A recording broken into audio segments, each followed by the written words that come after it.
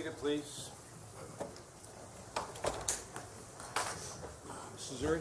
Thank you, Your Honor. We are hearing case 18 CR 671, State of Ohio versus Brian A. Anthony. We're here today for purposes of a sentencing hearing. Defendant is present, represented by attorneys Hector Martinez and Richard Perez. Back on March 1st of 2019, the defendant pled guilty to 4 separate counts. Count 1, aggravated vehicular homicide, a felony of the 2nd degree. Count 2, operating a vehicle under the influence of alcohol, a drug of abuse, or a combination of them, a misdemeanor of the 1st degree. Count 3, duties upon approaching stationary public safety vehicle, displaying emergency light, a minor misdemeanor. And count 4, stopping after accident, a felony of the 3rd degree. After those pleas, his case was referred for different impact statements, pre-sentence investigation and reports, and a drug and alcohol evaluation, as well as a psychological evaluation. Those have all been completed, and both parties are ready to proceed. All right, at the outset, we spoke before we came out regarding the representative of the victim, and pursuant to the statute of 2930.02, it's my understanding that Lisa Mazzani will speak. Is that correct? Yes, And Mike also Mazzani, Your Honor, as well, Your Honor. Mike Mazzani and Chief Knight of the Mentor Police Department. That is correct. So, Mr. Mazzani as well as Lisa Mazzani. All right, those will be designated. I'm going to designate those 2 individuals as the representatives of the victim. All right. Mr. Perez? Your Honor, we're here as indicated by the prosecution for sentencing. We're prepared to go forward. I'd like to have, we intend to call a few people to speak on Brian's behalf. I'd like to say a few things on his behalf, and Brian would like to address the court. So we'd like to start off by having some of his family members speak. And, All right, whoever is going to speak, just state your name for the record and tell me whatever it is you want me to know. Your Honor, I am Ann Ulrich. I am Brian Anthony's mom. I currently serve as an elementary school principal. And I want to thank you for allowing me to speak today. I want to first express my deepest sympathy to the Mazzani family, all of the first responders in this room and in our community, and to all who have been impacted by the significant loss of Officer Mazzani as friend, colleague, and most importantly, his family. I cannot begin to imagine how deep your pain and loss is, and I have been praying every day since that horrific accident for each of you, and I promise I will continue to do so. Your Honor, I respectfully ask for the opportunity to share with you a little bit about my son Brian. Anyone who knows Brian knows him to be a man filled with integrity, compassion, and love. The outpouring of love and support that has filled our lives since the tragic event has been overwhelming. Overwhelming because everyone that knows and loves Brian also knows and how much he respects all life, and especially the lives of those who serve and protect us. Brian was raised in a very large family filled with generations of police, fire, and military professionals.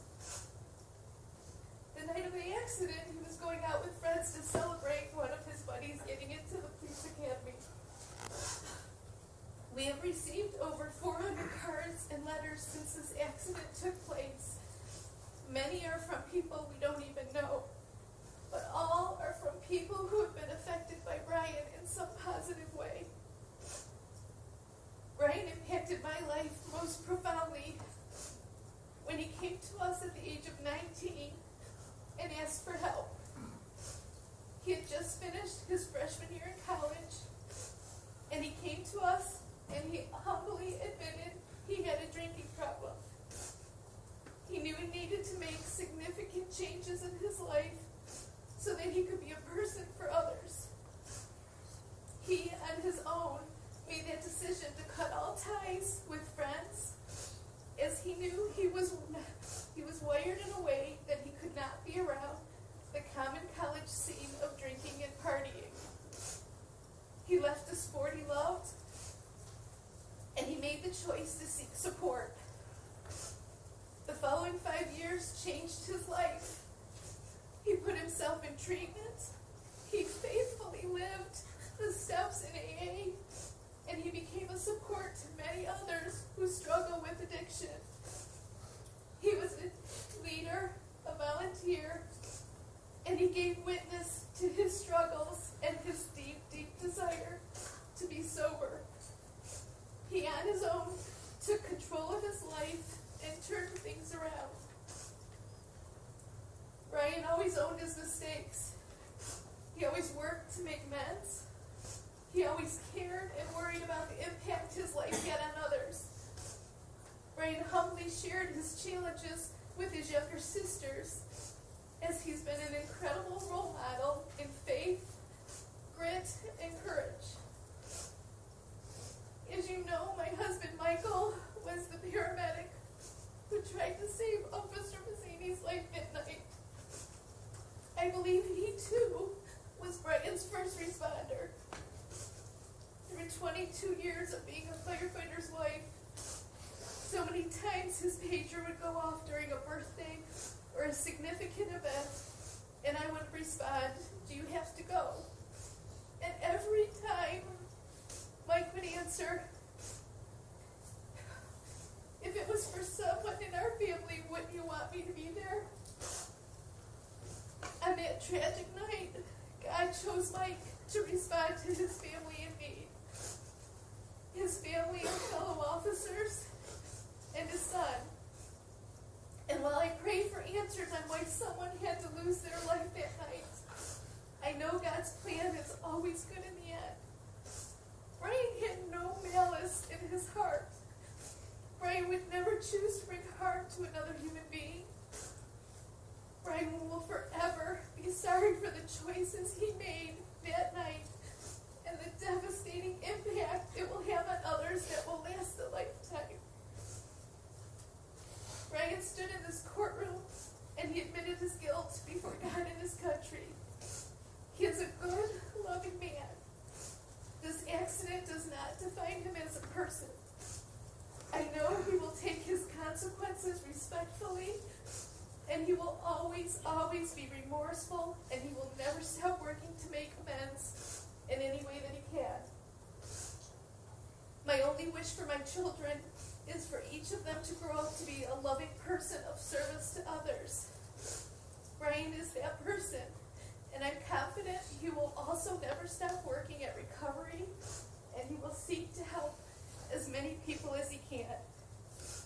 My prayers will continue for all impacted by this tragedy. May you all experience God's presence as you search for his peace and healing. And may I humbly ask you to one day consider forgiving my son and allow him the chance to use his gifts and to respond to his baptismal call as he leads others with his heart to make restitution for his mistakes. Thank you. Thank you, Mrs. Ulrich.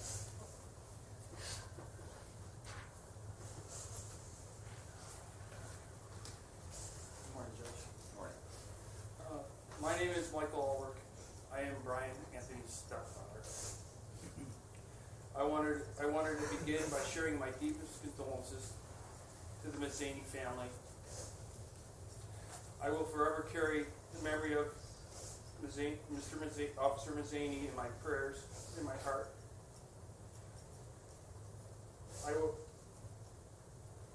I pray you will one day forgive my son. To my fellow first responders, I am deeply sorry for our loss. As you know, I was the acting lieutenant and the paramedic on the call who tried to save Officer Mazzini's life that night. I have served the city of Mentor for over 25 years, and dedicate my life to helping those in need. On June 24th, God called me to the most important call of my career. I'm deeply sorry that I had to deliver the news of the passing of a fellow officer. He made the greatest sacrifice that we are all called to make, to offer our life in the line of duty. I ask you to consider another person's life now. The life of my stepson, Brian. Brian is a good man. Brian grew up in our family of first responders. He spent many days hanging around the firehouse, hearing stories of our work, and even wanting to be a firefighter someday himself. Brian's story is one that many people share today. The story of a young man who battles addiction. He has already shown at a young age he wants to overcome his disease. And he had been going through treatment for the last 5 years. I humbly ask you to continue to work to help people who are in the same situation by providing community support, compassion, tools, and professional help to try to turn these statistics around. Brian will be that person we'll use in this tragedy to help other young people. He has the people skills, the compassion, heart, and the experience to share and support and help others turn their life around. On behalf of my entire family, I want to thank the entire community of first responders for the sacrifices you make as you continue to serve our people. I am proud to be part of this brotherhood, and I humbly ask for your support as my family moves to make restitution alongside our son Brian. He is a man that deserves a second chance, and one day I'm confident that he will continue to have a positive impact on this community in which he lives. Thank you, Mr. Weller. Morning, Your Honor. Morning. My name is Jim Fox. I'm a police officer, retired. I'm here today on behalf of my brothers and sisters. I'm Brian's uncle, Annie's my little sister. Since the day this happened, folks on the Manor Police Department and throughout the county that know me, they've given me nothing but hugs since saying, Jim. And if there are no answers, they've been kind. I can't believe it, because this is so tragic. But with all the hugs we've all had, none of us to this day have hugged Brian. And Brian, if you could just look at me for 1 second. I haven't so much as made eye contact with my nephew in the court appearances. Probably because I was his damn hero. When he was growing up, I was the cop that did everything. And at every party, I had my beer. And I'm ashamed. He asked me to be his first mentor. When he made his confirmation, I was his sponsor. He's a teenager that asked me, why me? There's plenty of uncles and plenty of people. Because I think I was the cop he was so proud of. And I know what we do is wrong. And I, like my family, just want to give my condolences to the Zany family and to all the officers, and especially in that night, those on scene with Mike. I apologize for my emotion today, but I love you all.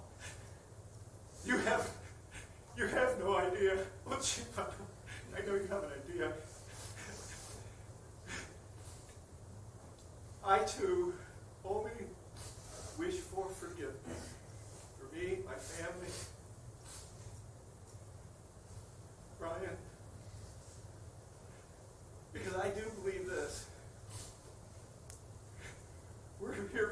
short time, and we all need forgiveness, and we all need to stand together. All the officers that are affected by these deaths, I've been to plenty of officers' funerals, but I couldn't go to this one because of my emotion. But I am truly sorry.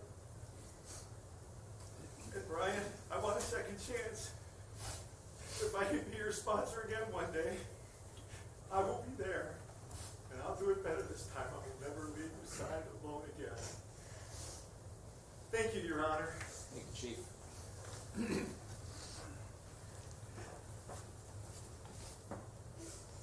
My name is Susan Anthony.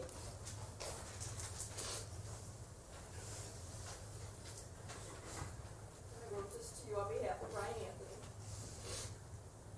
I've been married to Brian's dad for 22 years. I also am a wife of a firefighter. Dennis is retired. Brian was almost 3 years old when we married. And we blended our family with 2 children each. And 4 years later, we're blessed with one of our own, making 5. Despite growing up in a blended family and living between 2 homes, all of our children grew up to love one another and their respective step-parents. It was not easy, but we worked hard to teach them about love and forgiveness and compassion and commitment. Brian has been gifted with many talents. He has always excelled in sports, and he loved to coach younger children to play hockey. He is a hard worker when he puts his mind to something.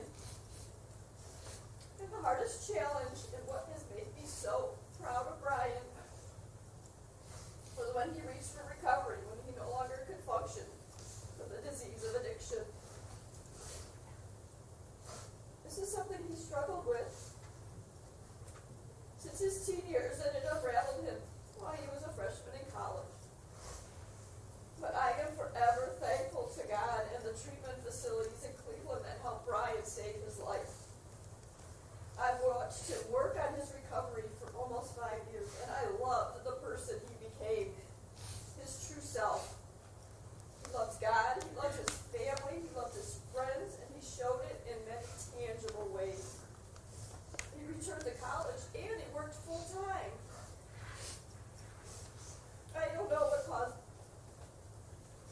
him to stop working on his recovery program. Addiction is a complicated disease, and it continues to devour people of all ages.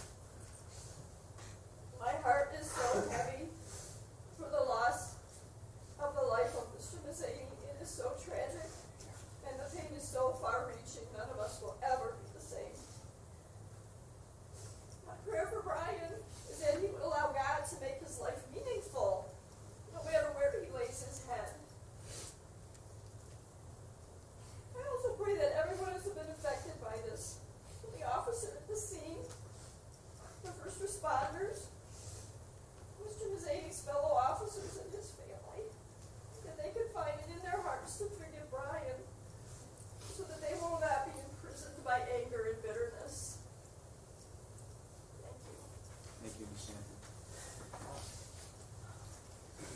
Your Honor, my name is Dennis Anthony, and I'm Brian's father. It is with a heavy heart that I stand before all of you. The tragic course of events that took place 10 months ago has changed the lives of all of us. The actions of my one and only son, whom I love with all my heart, have resulted in the loss of life, and this I will struggle with for the rest of my life. Last June, as my son and I watched the Indians game together, I remember we talked about life issues. This happened quite frequently. We often talked about what we wanted to do or be in life. Brian grew up in a public service environment. In his younger years, he spent a great deal of time hanging out at firehouses, whether it was me in South Euclid or with his stepdad, Mike and Matt. It was in these helping and caring environments that I believe Brian developed a great deal of respect and admiration for those in uniform. Grew up wanting 2 things in life: to become a professional hockey player and then a career firefighter, both requiring a great deal of commitment and determination. My son is one of the most committed and determined young men I have ever known. He worked full-time and successfully attended college full-time. He's a gifted athlete with tremendous leadership abilities. Whether he was playing hockey, baseball, lacrosse, basketball, or football, he always managed to rise in the leadership ranks, usually resulting in his teammates voting him team captain. Today, there are no winners or losers, only sadness, heartache, and pain. And my prayer is for the Mazzani family, as well as our family, for healing and hope for everyone. Thank you. Thank you.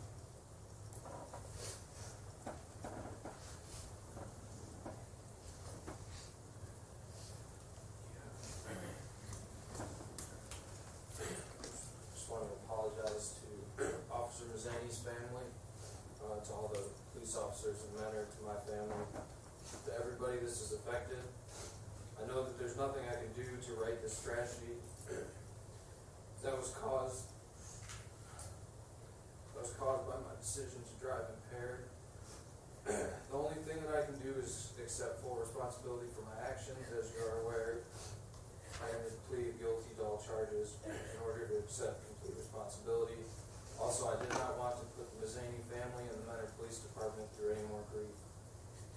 As you know, many members of my family are in law enforcement and firefighters, and I've always been taught to admit my wrongs and accept my punishment. I made a horrible series of decisions that evening. My use of alcohol and drugs have ruined the lives of others, as well as mine. I know I need to change my behavior. I promise to do so during my period of incarceration and afterward. There's not a day that goes by that I don't pray for the Mazzani family, Mr. Mazzani's son, his fellow officers, and his friends. I realize that my horrible decisions that evening have caused everlasting heartache to the Mazzani family, his friends, and my own family. Once again, please know how truly sorry and devastated I am that I am the one who caused this tragedy.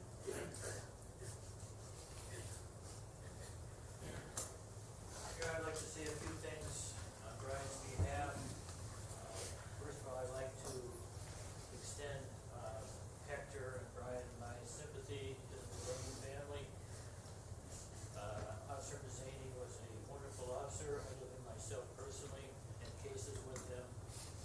I know that his death has affected many people in the community. It's affected the Mentor Police Department, who I know to be a fine department. And we had my sympathy. Brian, you heard a little bit from Brian's family, but I think you received approximately 58 letters from other members of the community. Some of those were the 5 letters from his family that also talk about Brian. Brian grew up in Lake County, went to Lake Catholic High School. A lot of the letters were from people who knew him as he grew up. He went away to Kent State University. I think his mother outlined some of the issues he had at Kent. He realized that he had a problem with alcohol and substance abuse, so he dropped out of Kent, even though he was playing hockey there and mentored a number of people. He came back to work on his sobriety. He did this on his own, not as a result of any court activity. He then engaged in treatment in various locations, been a member of AA, sponsored people, has sponsored, has worked very diligently on recovery. Some of the letters that you received talk a little bit about Brian, and they use terms like humility. I jotted some of these terms down. Humility, caring, giving of himself, kindness to others, a mentor. A number of people indicated he was a mentor to them. He had a positive impact on others. He encouraged others. He was compassionate, polite, loving, honest, integrity, spiritual, sincere, a great person. This is the theme over and over from the letters that we received on behalf of Brian. On June 23rd,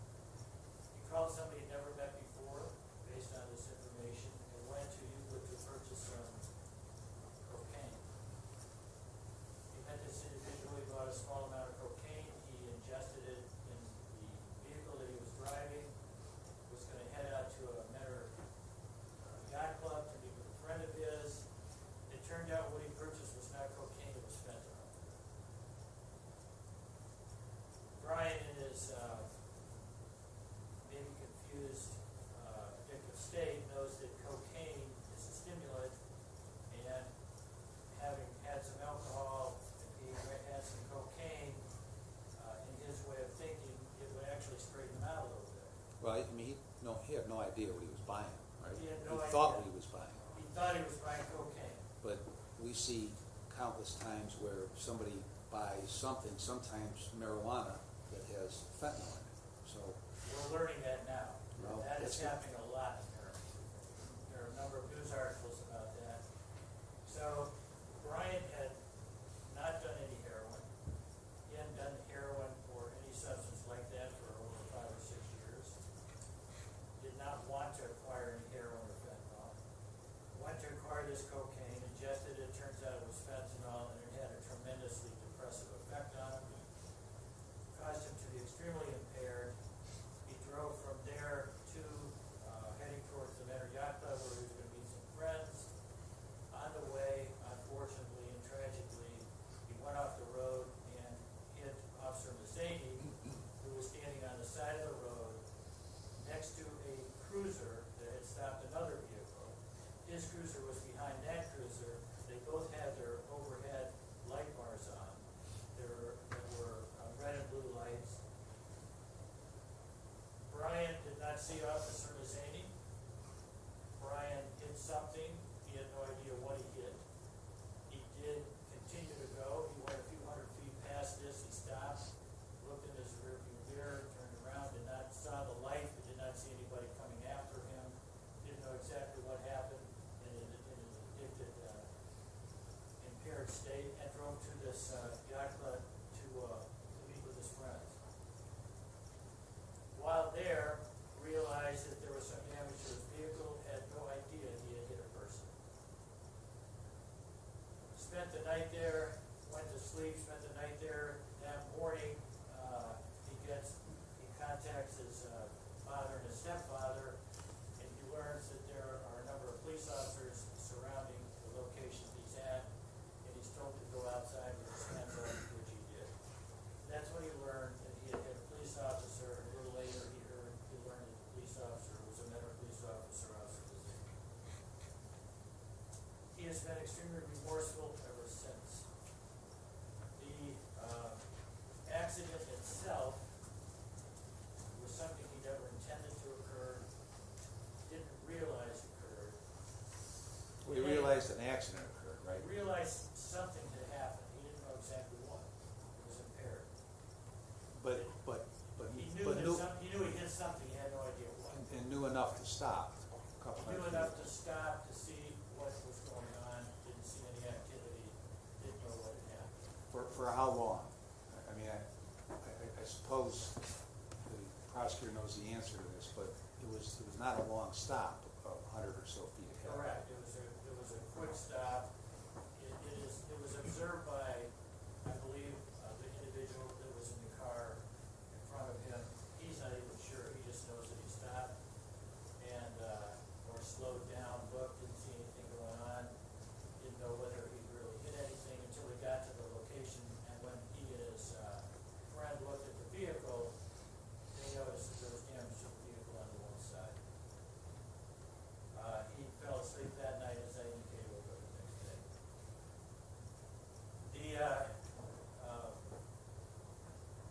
The situation for Brian was he was indicted on numerous counts. He was arrested that day. He's been incarcerated ever since that day. He's been a model prisoner at the Lake County Jail. He's had no issues. He was actually in a solitary for a while, I think for protection, I'm not sure right off the bat. But he was by himself for a period of time. Finally, he got into the general population. He is, I think the court knows from the letter that he submitted to the court, from what he indicated to the probation department, he is extremely remorseful. Officer Mazzani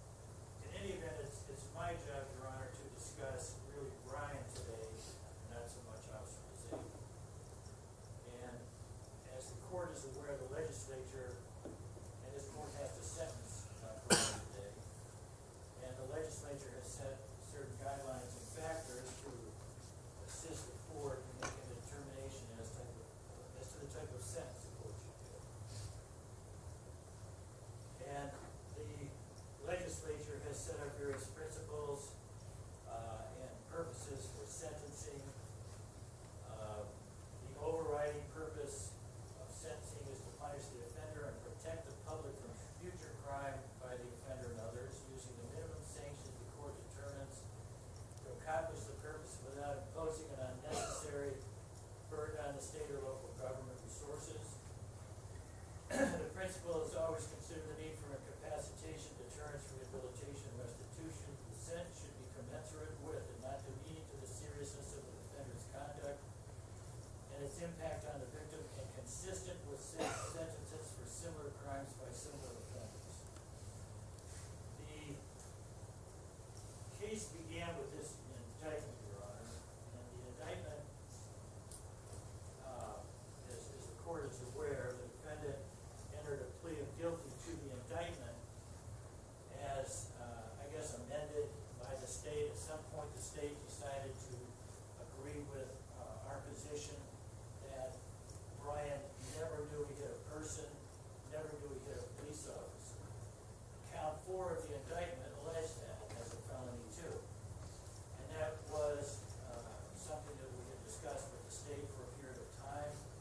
Eventually, the state agreed, based on information they had and conduct from Brian and other information that they gathered, that he did not know that he hit a police officer, that he did not know that he hit a person. So they dismissed that count. When that count was dismissed, Brian agreed to plead guilty and take responsibility for all the balance of the indictment. And Brian would have taken responsibility even sooner had that case been dismissed earlier by the state. It just took them a long time to realize that count was not provable and was not a good count.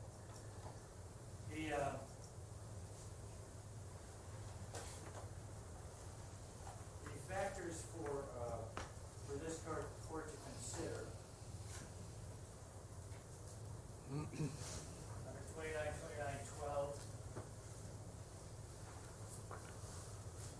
are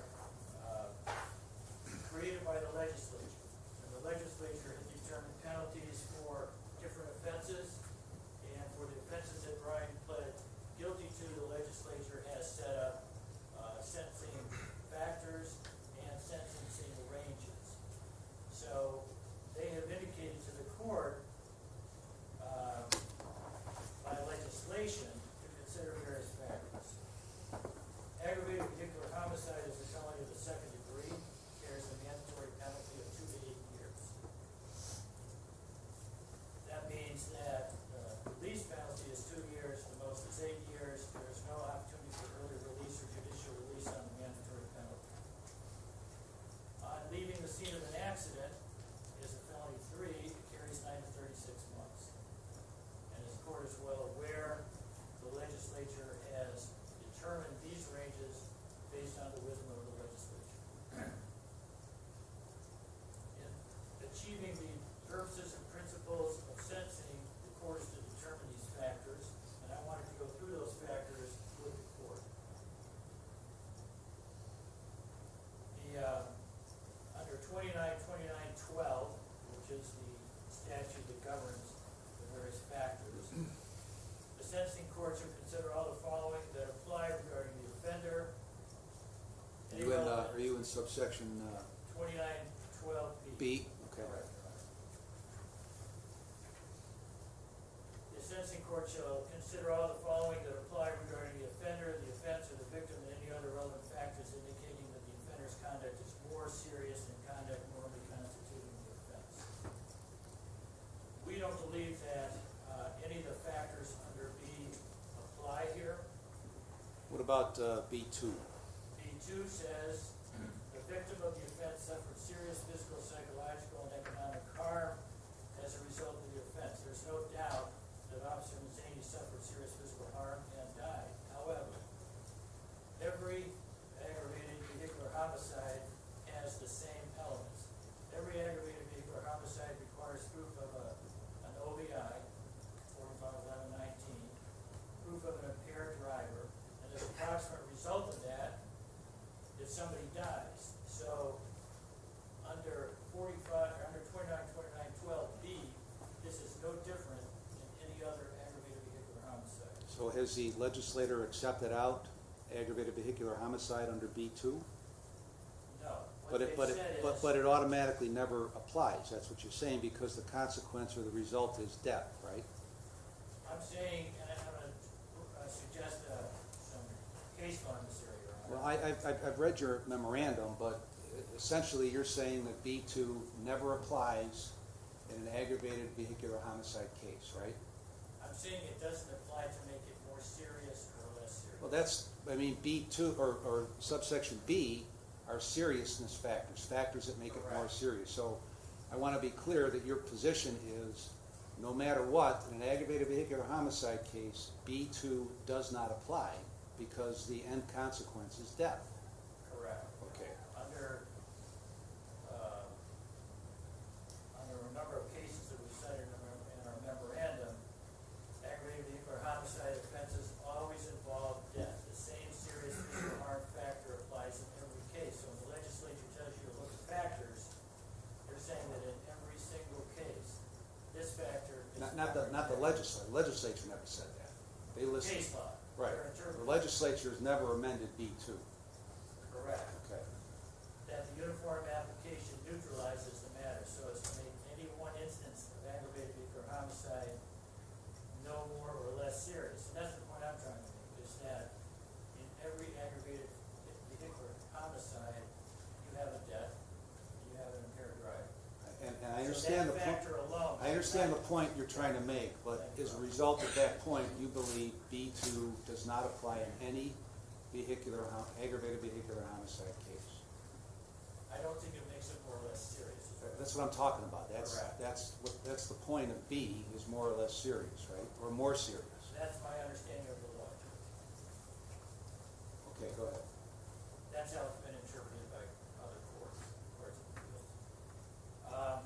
So that, What is the 11th district on with that? Do you know? I don't know if they've dealt with that issue. Okay.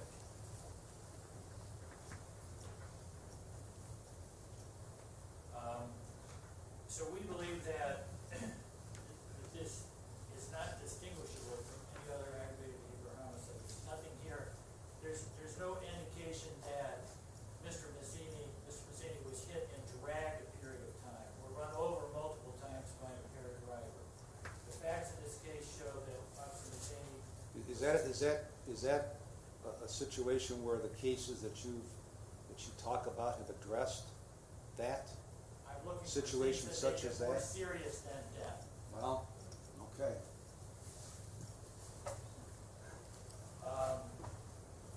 I mean, but you're talking about, now you're talking about the manner of death, not the death.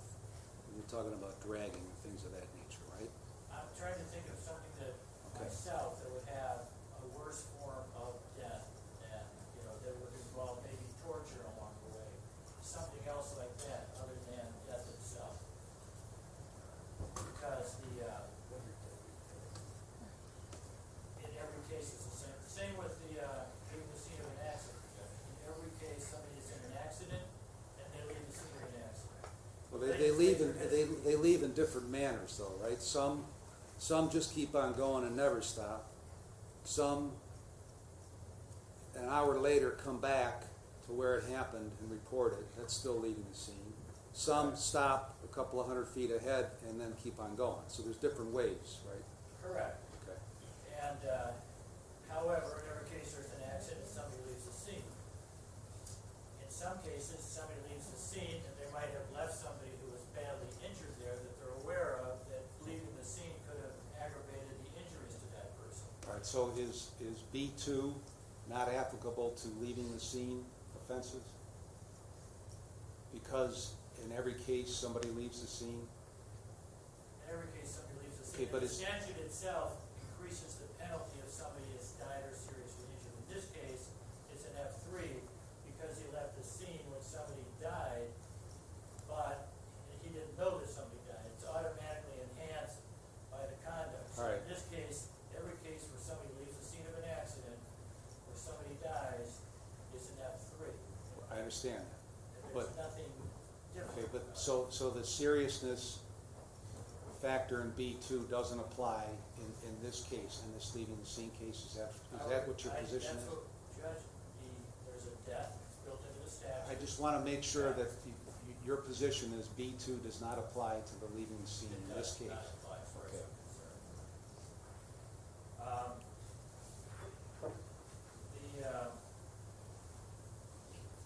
And the reason is because it is in every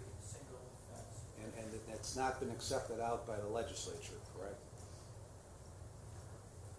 Judge, as you know, every offense has a penalty. I know, They have a bottom and a top. I know. And the legislature has set up various factors for you to consider I know. deciding to give her a lower or greater penalty. Other courts of appeals have held, at least for the aggravated homicide, that if the same thing happens in every case, so it's not a real factor. I understand that's your position.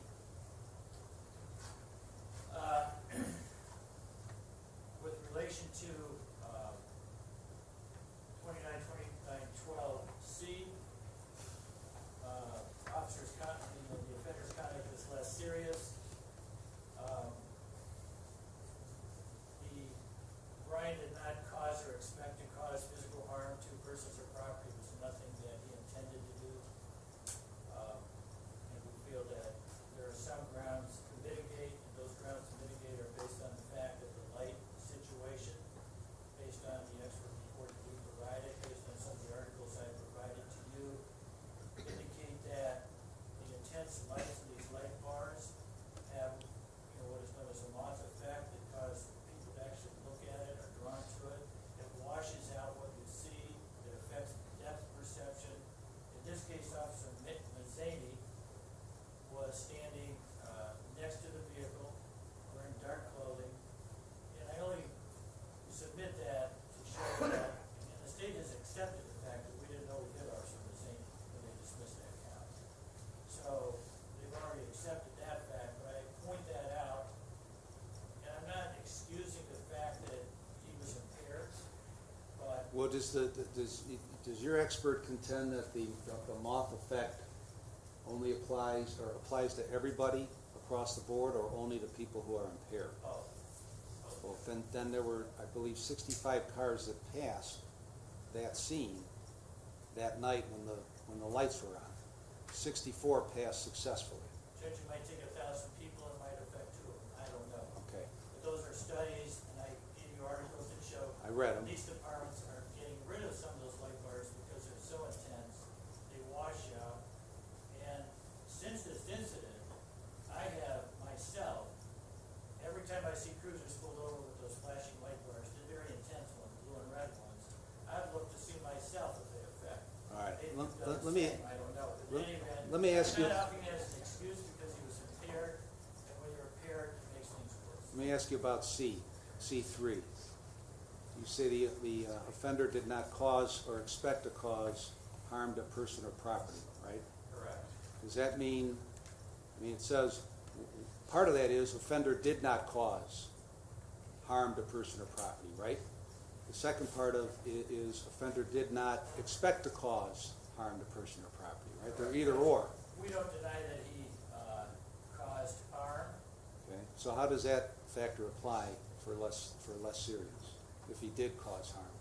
He did, we're only indicating he didn't expect to cause. Okay, but the other part of it is he did, right? He did cause, and that's built into those statutes, as a factor that is already accepted for vehicular homicide and for leaving the scene of an accident when somebody is killed, so. Okay, but you contend that C3 does not apply because of, you jump back up to B2, and the result of an aggravated vehicular homicide is I'm death. saying part of C3, that, I'm just saying he never intended or expected to cause physical harm to anybody. Under 29-29-12D, the factors there I do not believe apply. Under 4, where it says the offender has demonstrated a pattern of drug or alcohol abuse that is related to the offense, and the offender refuses to acknowledge that the offender has demonstrated that pattern, I think it's pretty clear that he's acknowledged that. He's telling the court that he had a problem with drugs and alcohol, and he acknowledges and has indicated to the court that he accepts that and will do whatever is necessary to overcome that. With the number 5, it says the offender shows no genuine remorse.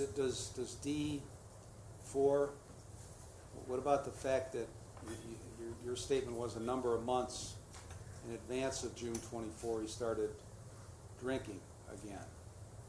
Does that impact D4 at all? I think the fact that the statute says and the offender refuses to acknowledge that he has demonstrated that pattern, he clearly acknowledges that to the court. Okay, so does the acknowledgement require any action for that to be applicable? I think the action will be his acknowledgement and what he intends to do in the future. Okay. Some people don't acknowledge anything. Number 5, the offender What shows about, no genuine- what about D2?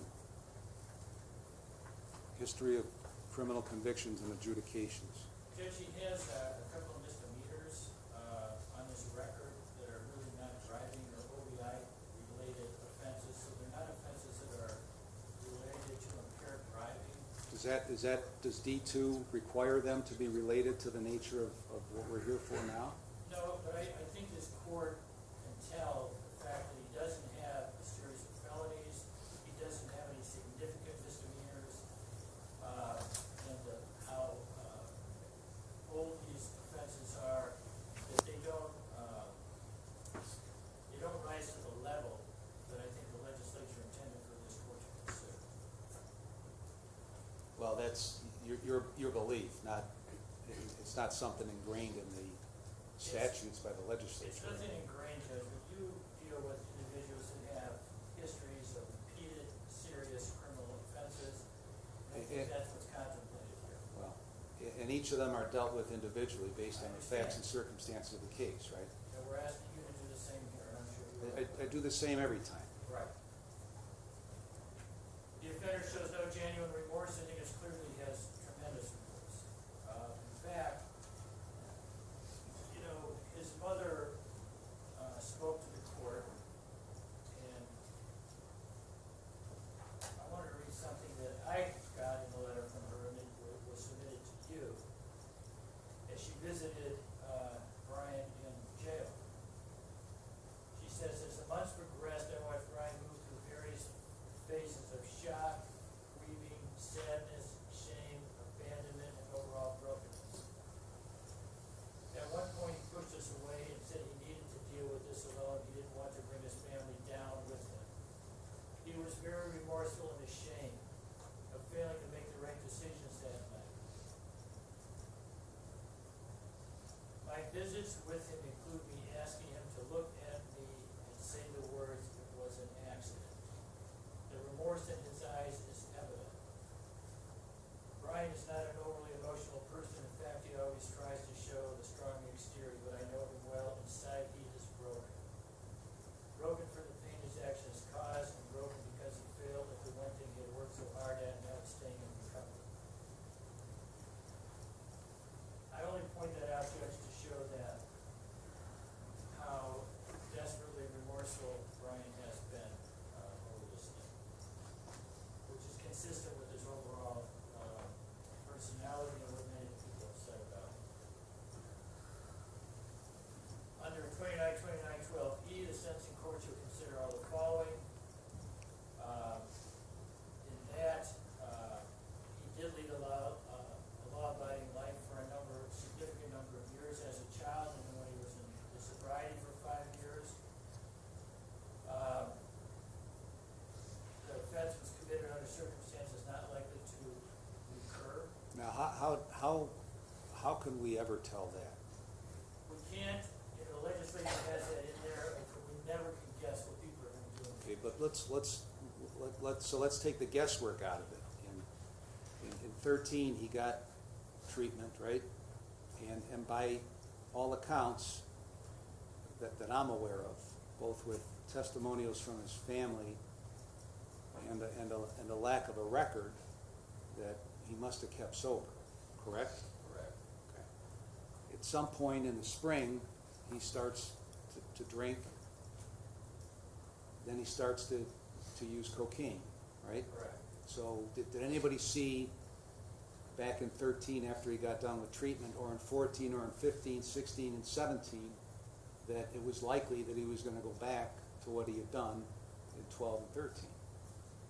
No, Judge, but I think the impact of this event has such an impact on him that I think it's predictable it's not gonna happen again. Well, then you're a better predictor than I am. He has the support of numerous people that are here to support him. And he's, when he eventually gets out of prison. and he's had that support. He had that support for 5 years. And he deviated from that for a short period of time. This is a short period of time that he went off sobriety. And it could happen again, I'm not saying it can't, but I think this event has been so, this is something he never considered would happen. And nobody sitting in his place ever considers that this is gonna happen. Nobody. But it is something that he has to live with, something that he has bound to overcome, something that he wants to pay back to the community, and something that he wants to prove to his family and himself that nothing like this will ever happen again.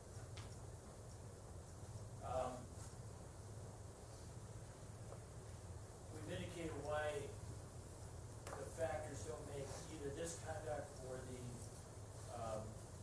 leaving the scene any more serious than other ones.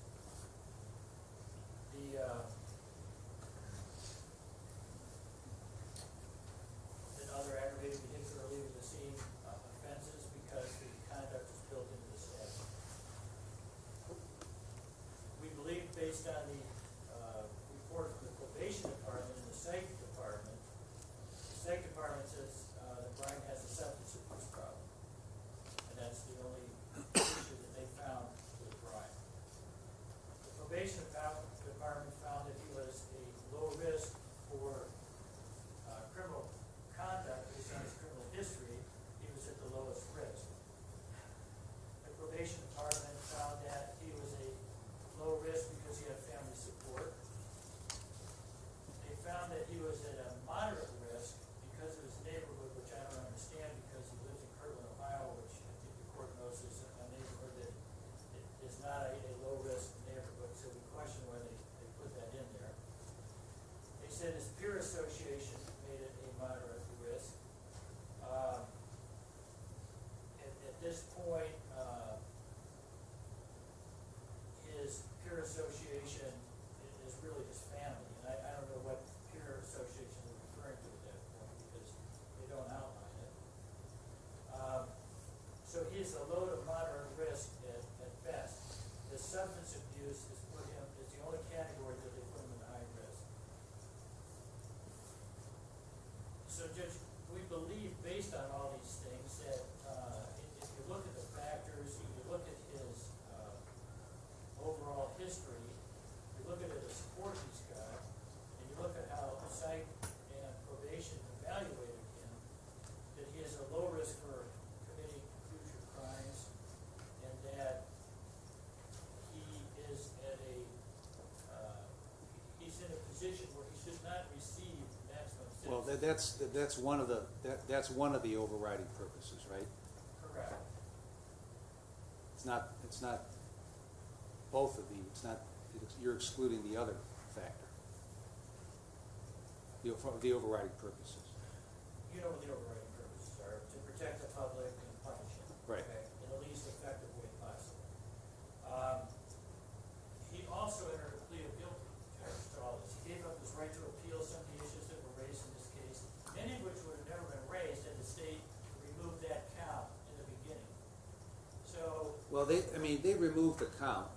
yeah, Let's be clear, they removed the count because they didn't think that they could prove that count beyond a reasonable doubt, based on whatever they reviewed, and it was their obligation, and they fulfilled their obligation to dismiss that, they right? felt they were acting in good faith, which means they accepted that Brian did not know if he hit a person or a police officer. And that's what they have to do, right?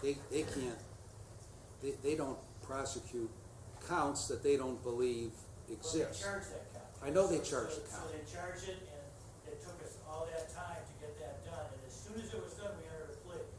And as something would have been done much earlier, had that count been removed earlier.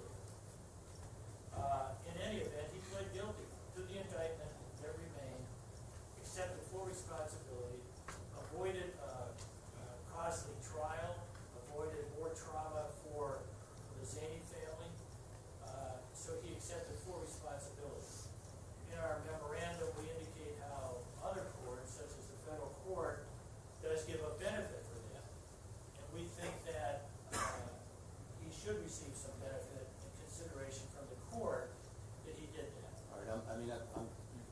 certainly not bound by federal You're sentencing. not, we just think that we would offer that as a means that he should get some credit for that. I guess the converse to that is, if he didn't plead and he went to trial and was found guilty, does that automatically mean he should be punished more because he went to trial?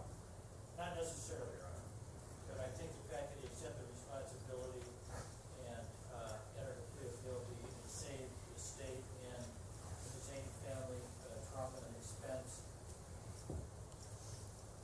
shows tremendous remorse on his part, and I think he should get some benefit for that, and that is up to the court to determine the benefit he should receive.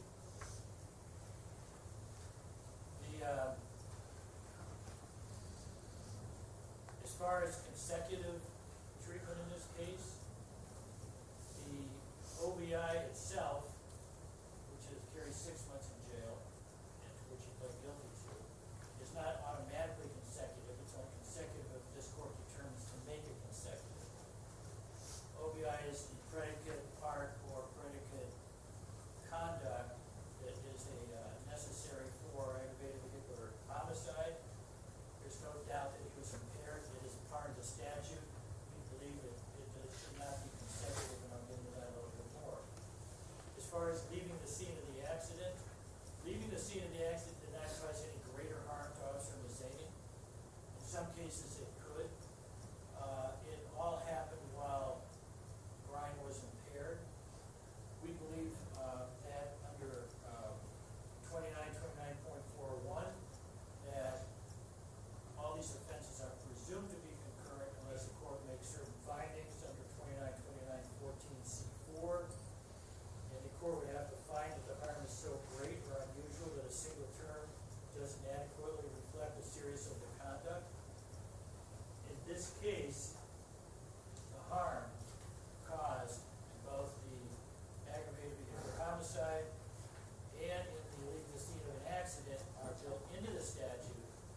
So we don't believe they create or cause or allow this court to consider that the harm is so great or unusual the consecutive sentences would apply here. Brian was not awaiting trial in any other sanction or post-release control. There's nothing to indicate that his criminal history is so bad that consecutive sentences are needed to protect the public from him. There's no prior OBI offense, no prior violent offense, no prior offense involving vehicle injury to others. So, Judge, in light of all this,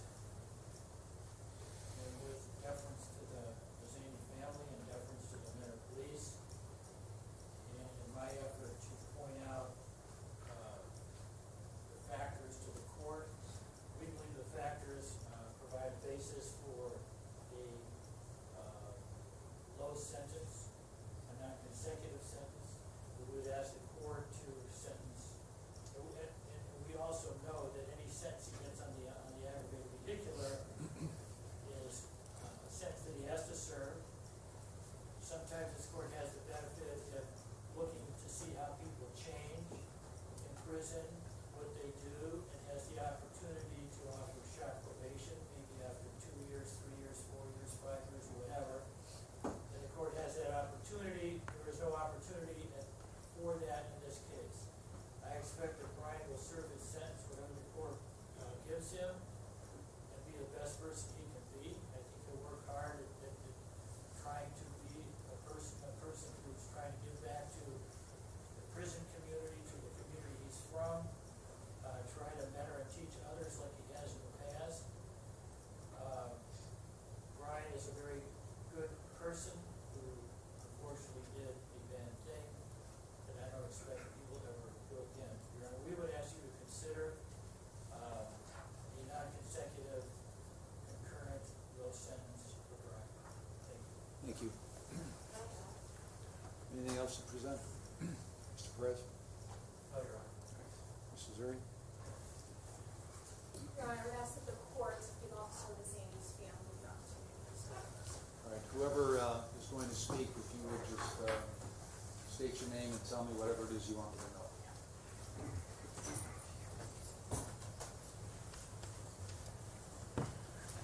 I am Michael John Mazany. My brother was Matthew James Mazzani. My brother had many nicknames growing up. I'd like to read them off all out here if I could, please.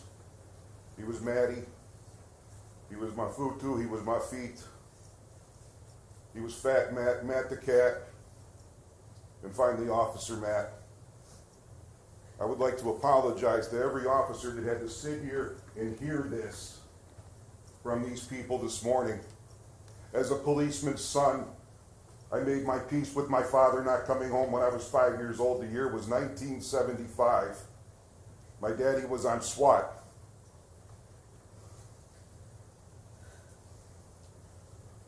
I am also an alcoholic with 15 years of consecutive sobriety.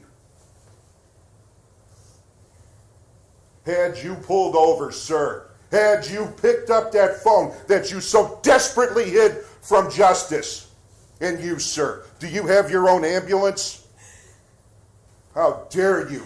How dare you stand in here and wave the flag of law enforcement, wave the flag of breaks and peace when you fought so hard to keep this little bastard out of jail? Mr. Mazzani, I'm going to ask you to lower your voice and to refrain from using names such as that. I apologize, Your Honor. I don't mean to disrespect this court, my brother's memory, or law enforcement in general. I apologize. But ever since this young man's first hearing, I have watched his smug face. I have watched his family. I have watched it all. And I have said, where's the remorse? Where is it? In you, sir. Well, we're glad the state of Ohio finally saw it our way. How dare you? This family has fought so hard to deny this man time that I feel that the only justice would be to send him to the worst place possible. I don't care if he finds Jesus, Allah, Buddha while he's locked up. I don't care any of it. I'm insulted by it. This man nailed my brother. My brother is 1.5 the size of me. It had to be like hitting a small deer. You ground him down and flung him through the air. You didn't know. You're a liar. It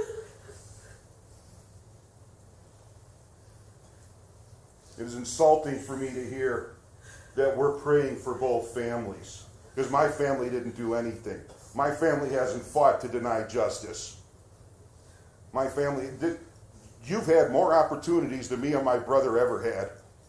Me and my brother fought for everything we had. My brother went to the shittiest public school in Cleveland. He got bussed.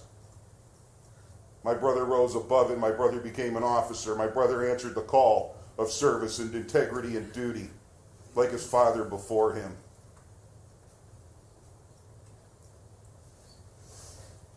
As a policeman's son and as a policeman's brother, it is absolutely disgusting to hear these live courtesy card things being waved around. We all know the rules. This blue family.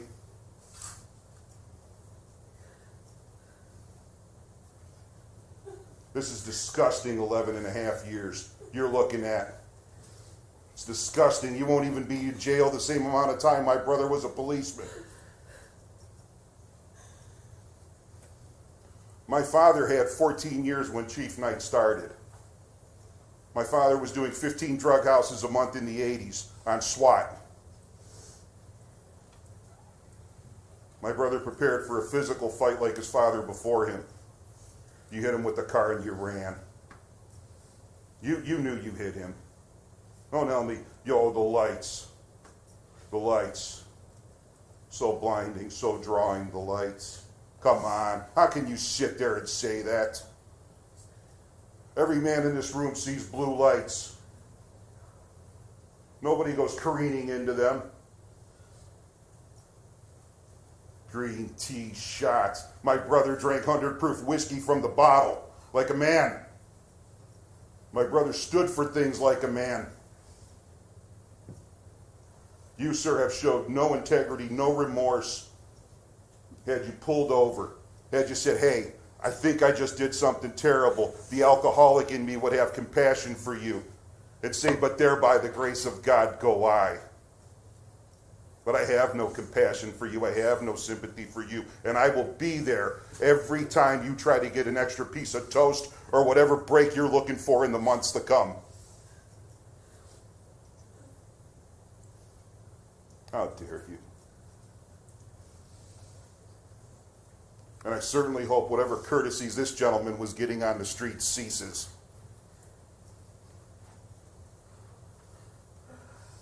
I demand the maximum sentence, Your Honor. My brother was a good man. He helped many people. He held society first and foremost in his thoughts as he made arrests, as he wrote tickets, as he did all of his actions as a police officer. He would ask himself, do my actions help or hurt society? An example needs to be set to these young people that choose to do this.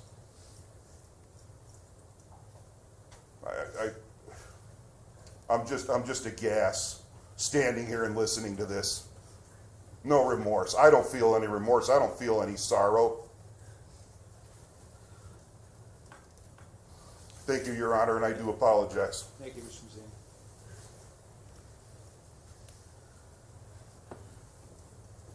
My son would like to speak.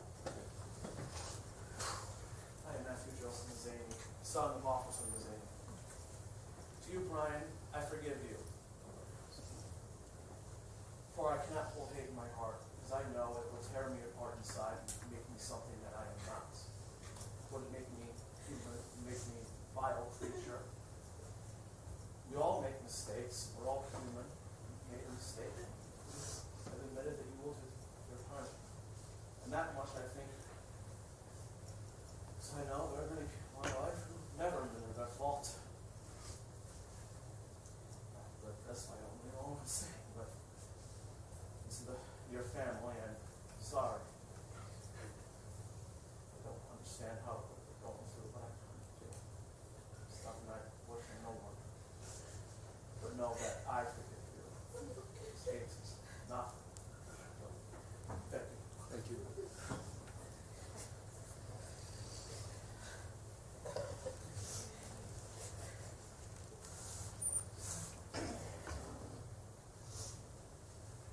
My son was a good man.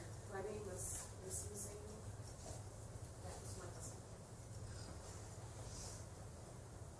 I've heard a lot of things here about forgiveness, about responsibility, and second chances.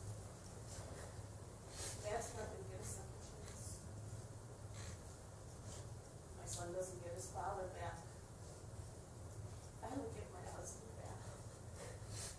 Brian still has his life. You still have your son.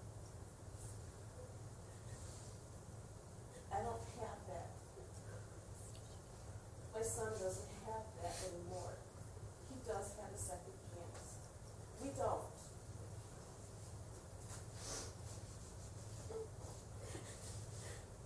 In regards to responsibility,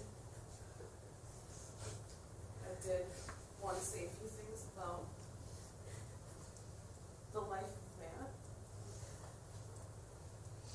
We've been together for a long time, over 22 years.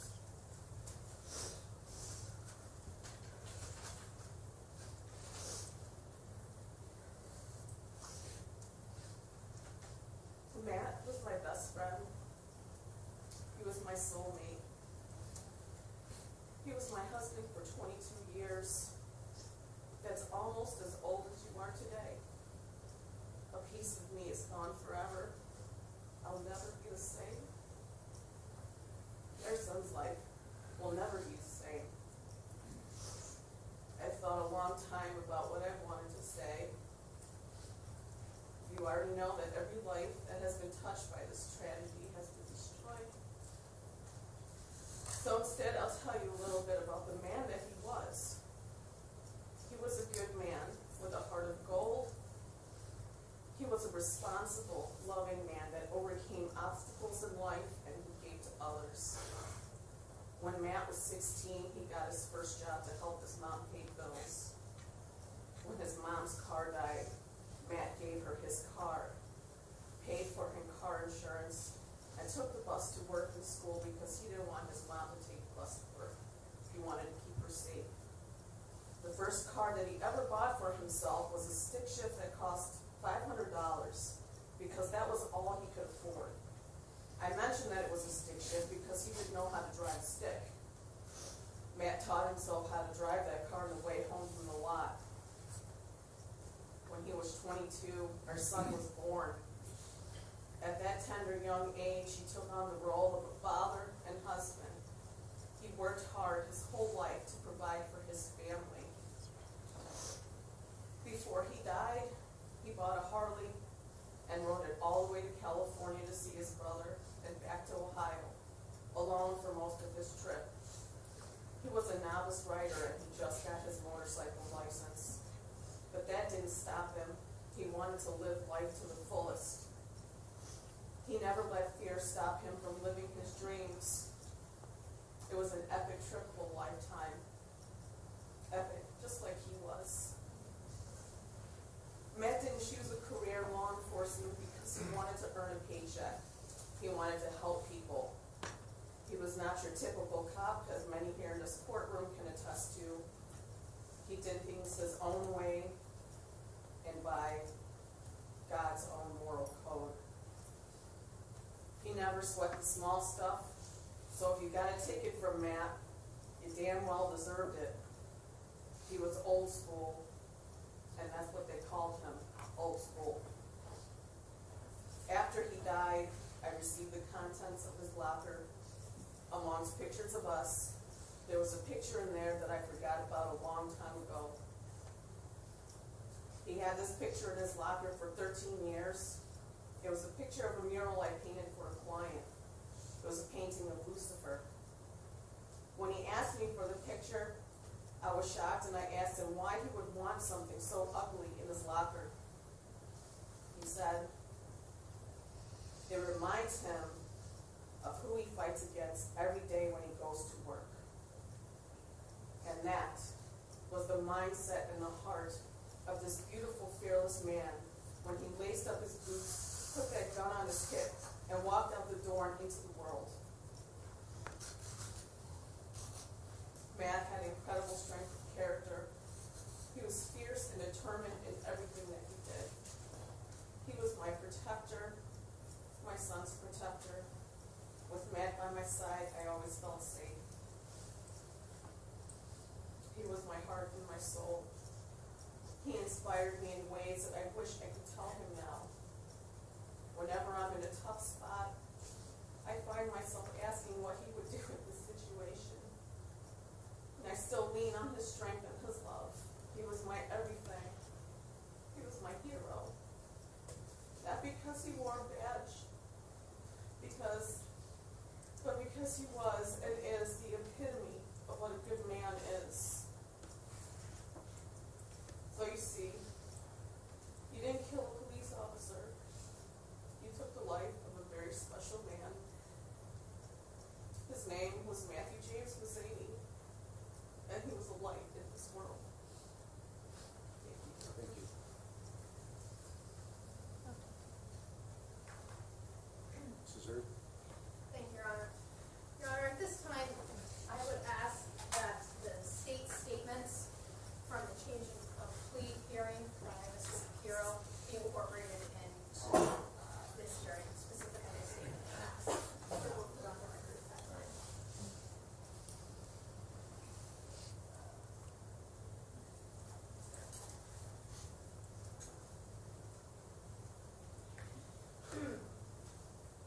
Your Honor, on December 15th of 2003, Officer Mazzani was sworn in as a patrol officer with the Mentor Police Department. On that date, he took an oath committing to protect the community he served. He wore badge 72.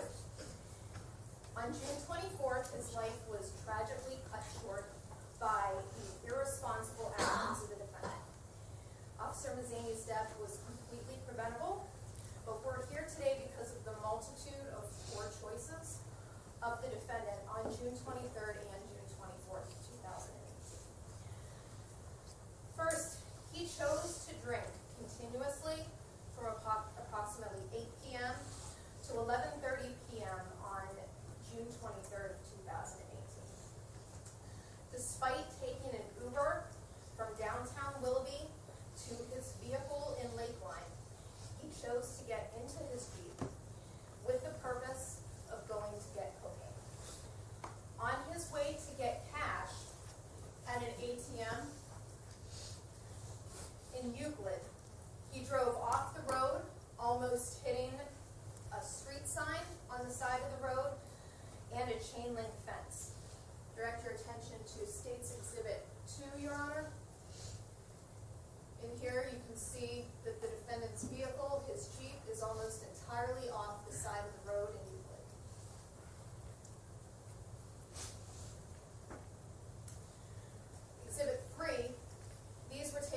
Mentor Police Department on the day following the crash, well, later in the day of June 24th.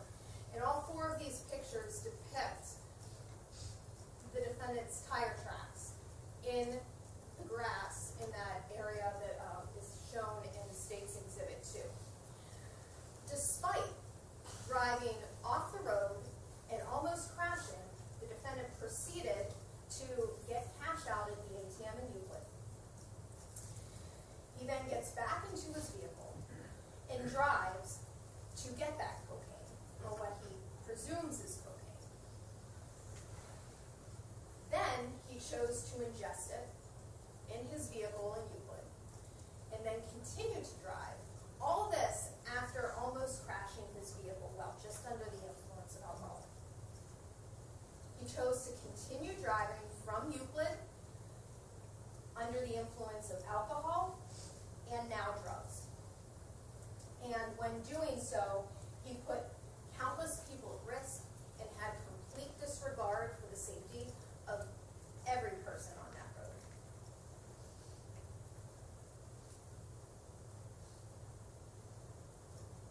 State's Exhibit 4 is a slide that was created with the help of Introtech Crash Reconstruction Services. Using crime scene measurements that were obtained on the night of the crash by the Willoughby Police Department, and those measurements were of Officer Mazzani's cruiser, Officer Chalupa's cruiser, and the Toyota that Officer Chalupa had pulled over for that traffic stop. So during this reconstruction, those vehicles were placed, the exact same vehicles were placed in the exact same location that they were in on June 24th of 2018. The cruisers had their rotating lights on, their headlights, the Toyota had its headlights on, and this is the same weather conditions and lighting conditions that were in effect on June 24th of 2018. And it was determined by Introtech that drivers on Route 2 on the straight stretch of roadway would have detected that there was police activity not just in front of them, but actually on Route 2, 27 seconds before the time of impact. The defendant had 27 seconds to get out of the right lane. That's 2,376 feet before the time he hit Officer Mazzani. 27 seconds to move out of the right lane to avoid any potential impact. And he chose not to do that. He remained in the right lane in violation of Ohio law. This is also, this is State's Exhibit 5. This is also a computer-generated diagram of the scene. Again, these vehicles are placed in the exact location from the scene measurements on the night of the crash.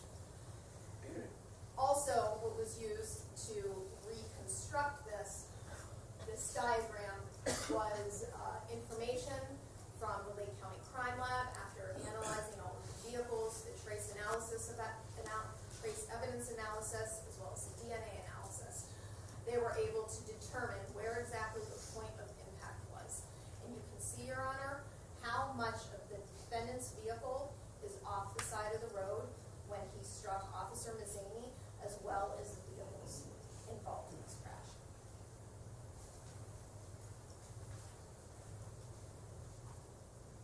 Your Honor, that is a close-up of that same slide. So this is State's Exhibit 6. Again, showing you the point of impact and how much of the defendant's vehicle is off the side of the road.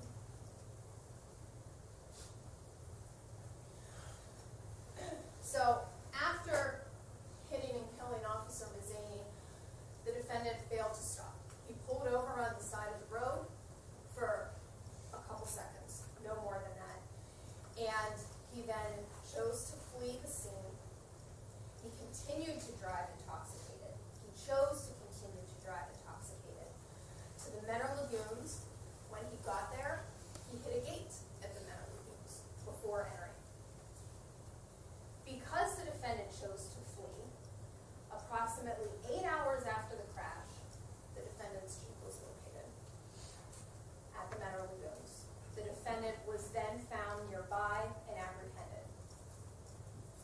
never called 911, knowing that he hit something. He never called 911 to report that he was in a crash.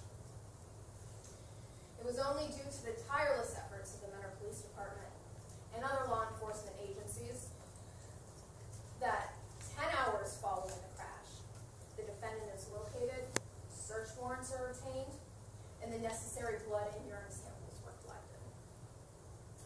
And because of how substances metabolize in the body, had much more time passed, speaking minutes, had many more minutes passed, it was likely we would not have had the evidence to prove that he was under the influence then. Now, Mr. Perez spent a lot of time talking about the sentencing factors that you must consider, and I'm going to do the same. And I respectfully disagree with a lot of the comments of Mr. Perez. But one important factor that is set forth in the Ohio Revised Code, it states the court must weigh these, if present, and other relevant factors.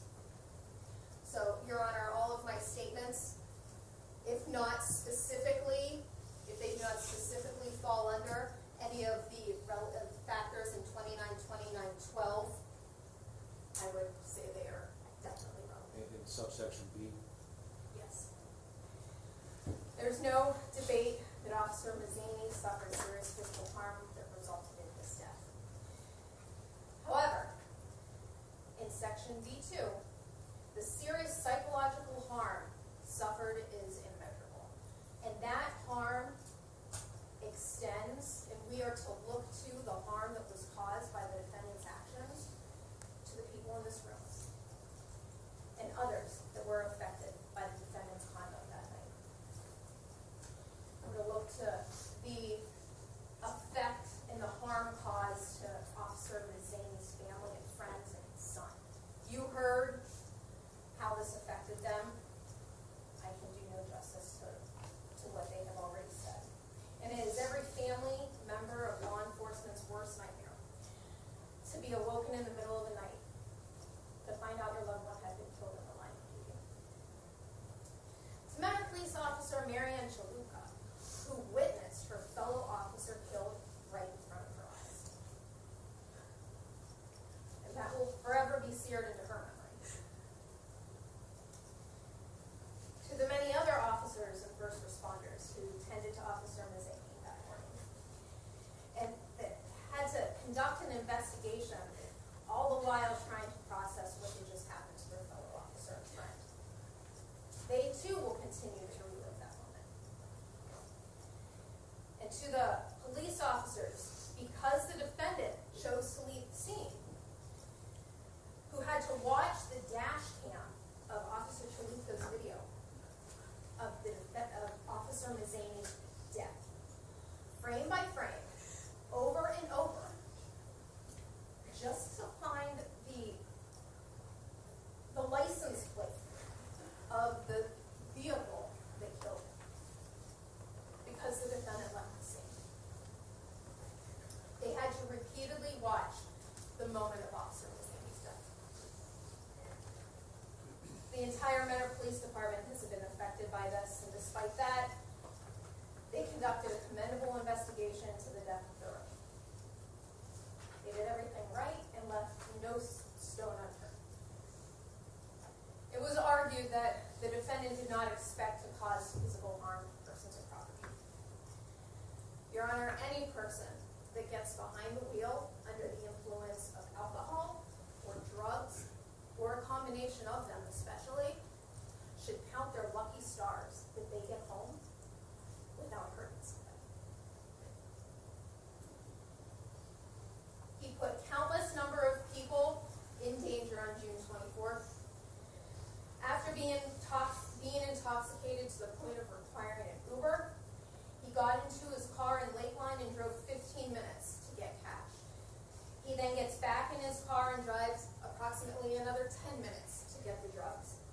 And then, after the drug deal, he gets back into his car onto Route 90, onto Route 2, into Lake County, striking and killing Officer Mazzani. He gets off at Route 615 and drives further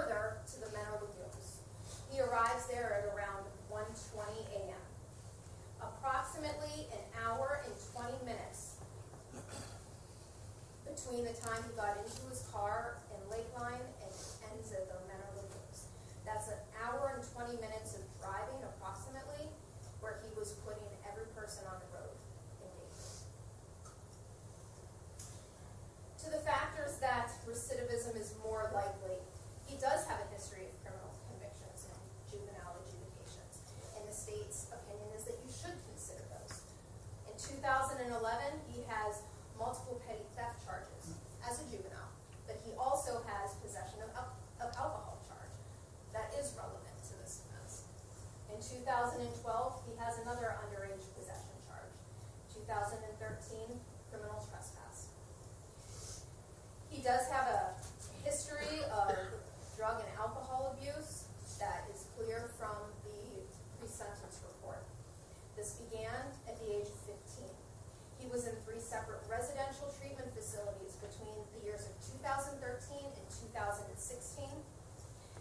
He was reportedly clean until April of 2018, at which time he began using cocaine on a weekly basis on the weekends. At no point in April or May or June did the defendant seek treatment for his addiction, which he was very familiar with since he was in treatment for approximately 3 years prior to that. He knew the steps and he knew what he needed to do, and he refused to do it. Your Honor, consecutive sentences in this case are necessary to protect the public and to punish the defendant. They are not disproportionate, and the harm is so great or unusual that a single term does not adequately reflect the seriousness of his conduct.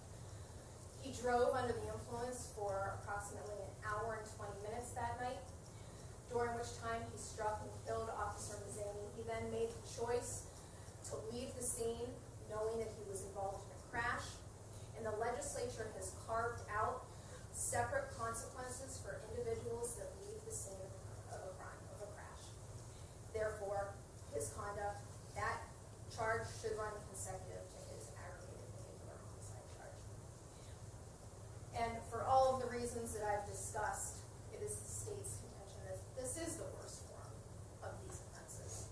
So the state is asking for 8 years, which is a mandatory term on count 1, aggravated vehicular homicide, 36 months on count 4, stopping after an accident, to run consecutive to count 1, and 180 days in jail on count 2, the OVI, to run consecutive. To date, he has 293 days of credit. All right, and the statement given by, the factual statement given by Mr. DePiero of the change of plea are incorporated into your presentation. Anything else, Mrs. Hurdy? No, no, thank you. All right, I have reviewed the pre-sentence investigation and report, the drug and alcohol evaluation. Also reviewed the numerous letters that were provided to me in support of the defendant. Reviewed the victim impact statements that were presented to me.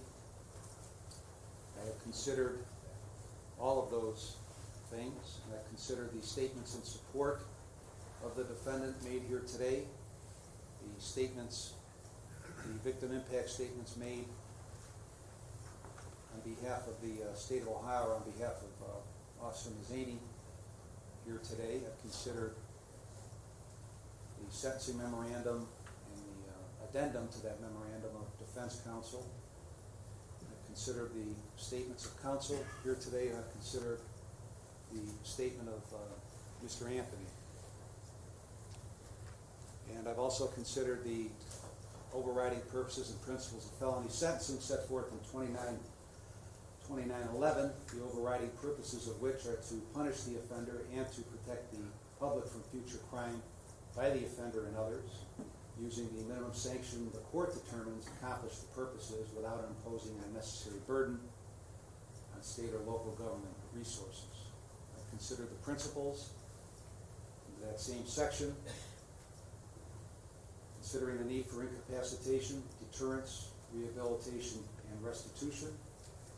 Consider the fact that the sentence should be commensurate with and not demeaning to the seriousness of the defendant's conduct and the impact upon the victim, and that it must be consistent with sentences for similar crimes by similar offenders. And I've not given any consideration to the defendant's race, ethnicity, gender, or religion. I've considered the seriousness and recidivism factors in 292912B through E. And under B2, I find that the victim, Officer Mazzani, suffered serious physical harm that resulted in his death. And I will say that in reviewing one of the exhibits the state submitted under seal, that being the dash cam from Officer Chalupka's car, that it seemed as though, from reviewing that there was an effort to revive Officer Mazzani by Officer Chalupka and Officer Govedich and others.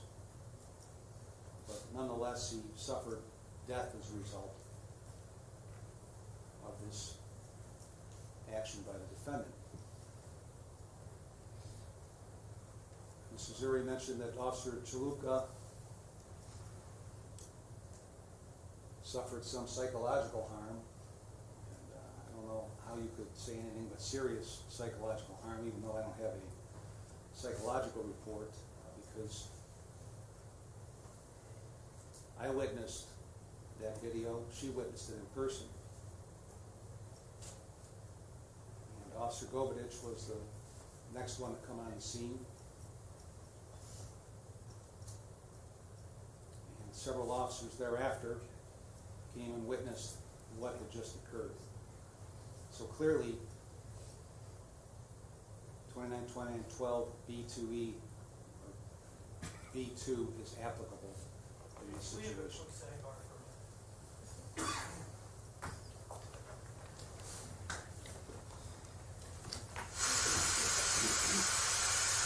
Into the mic.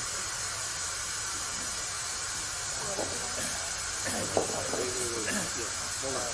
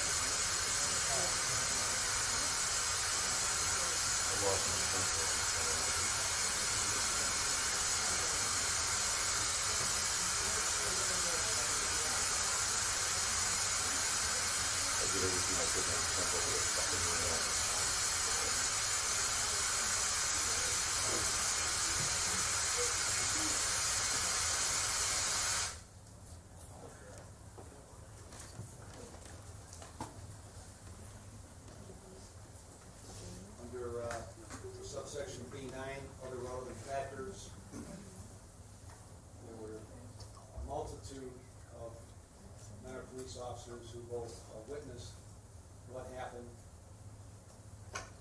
One of them live, many more by video in the attempt to figure out what evidence they could garner from the dash cam. So B9 is also applicable. Under factors that indicate less seriousness, I don't find any that are applicable. It's in subsection C. Subsection D, factors indicating recidivism is more likely. There is a history of adjudications and criminal convictions. They are not, the determination or the consideration of these factors is not relegated to similar crimes. There is a juvenile adjudication of 2 counts of attempted petty theft, 5 counts of petty theft, criminal damaging and endangering. There's a adjudication for possession of alcohol. There's a conviction in 2012 for underage consumption.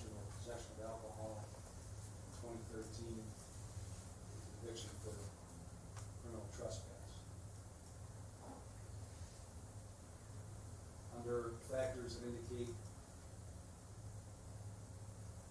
recidivism is less likely, find applicable E4.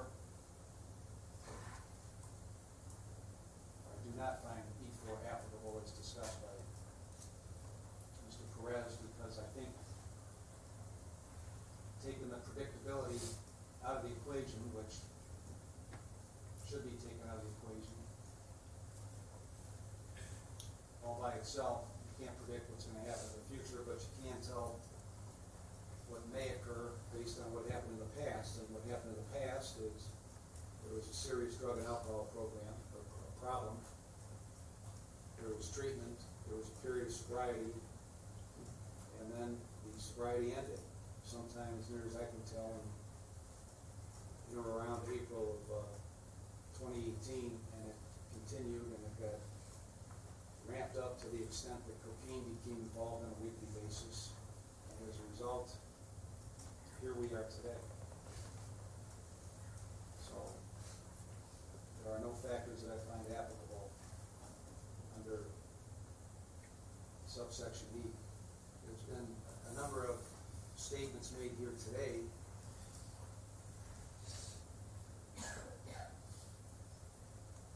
in support of Mr. Anthony,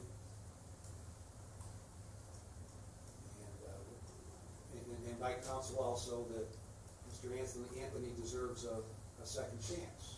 And, it was noted by some of the other individuals who talked that Mr. Anthony will get a second chance. And in reviewing the letters in support of Mr. Anthony and in listening to Chief Fox today, it's apparent that the supporters, or at least a number of them, mostly the family members, believe that they have failed Brian Anthony somewhere along the line.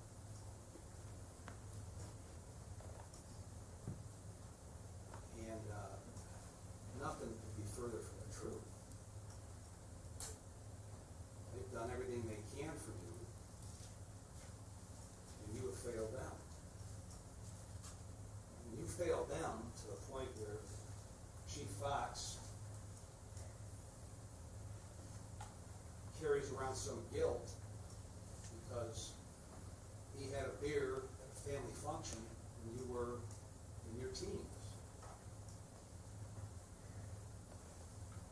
I can't relieve him of that guilt. He has it, but objectively, he surely shouldn't have it. So you've had an outstanding support system for a long time that brought you 4+ years of sobriety, maybe 5. And that support system was still there. And you went back to where you were back in 2012, 2013. So, your family bears no responsibility for the situation you're in right now.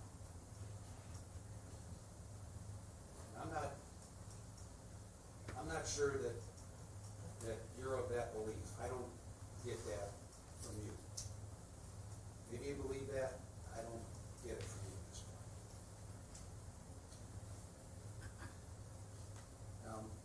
Mr. Mike Mazzini revealed that he's an alcoholic with 15 years of sobriety. One of the things he said is, you know the rules. And you knew the rules.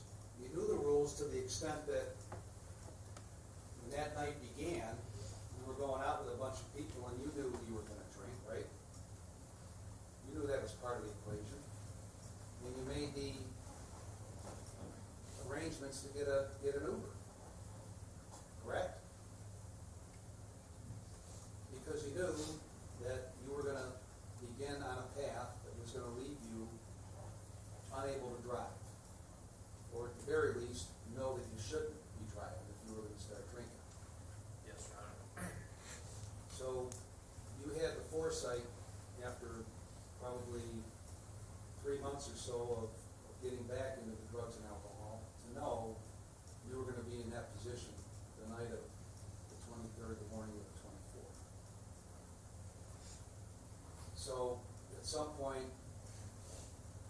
up in downtown Willoughby, sitting on a bench in front of one of the bars. And what I see from the pre-sentence report is somebody unknown to you, correct? Yes, Your Honor. He comes up to you and talks about where you can get presumably cocaine. And you get that direction, right? Yes. I mean, where did he tell you to go? He just gave me a phone number. Okay, so you called somebody, right? And that somebody told you where to go?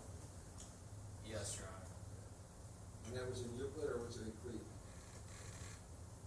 I honestly don't know Euclid. Okay, so, but how did you get there? You drove there, but how did you find out where you were going? GPS. Okay. So you knew enough, you were conscious enough to plug in the GPS into your phone, go to the ATM, functionally use the ATM, get the money, get back in your car, and go get it, right? Yes, Your Honor. And you knew enough to give them the money to get the drugs. Yes, Your Honor. So you had some semblance of thought going through your mind as what you were going to do and how you had to accomplish what you were going to do, right?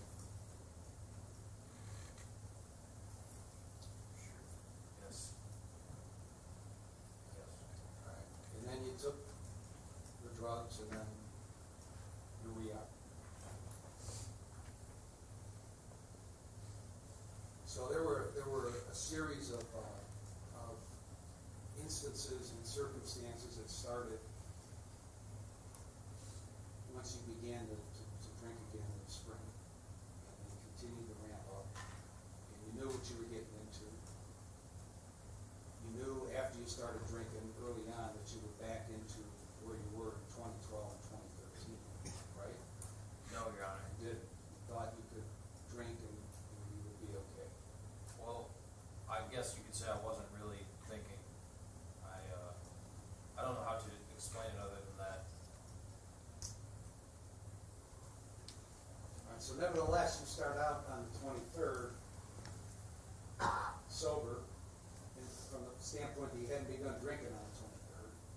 Yes. You embarked on a series of decisions that ended in this tragedy. It's a tragedy to everybody in this room. It's a tragedy, certainly, to Matt Mazzini's family, to the police department, to your stepfather who had to go onto the scene. It's a tragedy to your family, because once again, through not one iota of fault attributable to them, you put them in this position where they're suffering. So, we've been together in court a number of months, and your mother's reaction is the same every time she's here. So, there's a tragedy all the way around. But, whatever sentence I give you, there's one thing that's certain: you're going to be out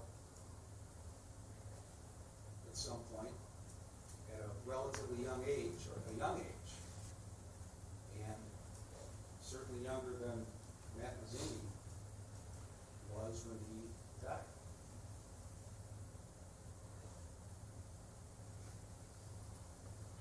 So, after consideration of everything that I've just talked about, it's a sentence of the court on count one, which is serve a term of 8 years in Lorraine Correctional. It's the aggravated behavioral homicide, it's a mandatory term. On count two, the OBI, 180 days. And count four, stopping after accident, a term of 36 months. And those sentences shall be consecutive to one another. And I find that consecutive service is necessary both to punish you and that the consecutive sentence is not disproportionate to the seriousness of of your conduct and the danger that you pose to the public. Further, find that your history of criminal conduct demonstrates that a consecutive sentence is necessary to protect the public from future crime by you. You're given credit for 293 days and cost of this test.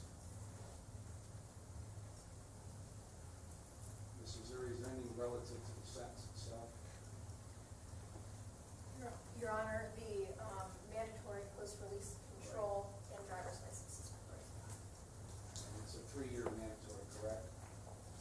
Yes, Your Honor. When you get out, you are going to be on post-release control for a period of 3 years under the direction of the Adult Parole Authority. If you violate any of the conditions of your post-release control, the Adult Parole Authority could return you to prison for up to 9 months for each of your violations, up to 1/2 the time that I have given you in this case. If that violation is a new felony, then whatever court you're in, you can receive an additional consecutive prison sentence for the post-release control violation. And that sentence would be the greater of 12 months of the time you have left under the 3 years of post-release control. Your operator's license is revoked for your lifetime. Is there anything else, Mrs. Zuri? Your Honor, I might have missed this. The mandatory fine on count 2, Is 1,000, it's $375 to $1,075, and then do you take a position as to shock incarceration? the mandatory fine of $375 is imposed on the OVI, and you do not take a position. Any further? No, Your Honor. Any further, Mr. Wright? No, Your Honor. You're adjourned. All right.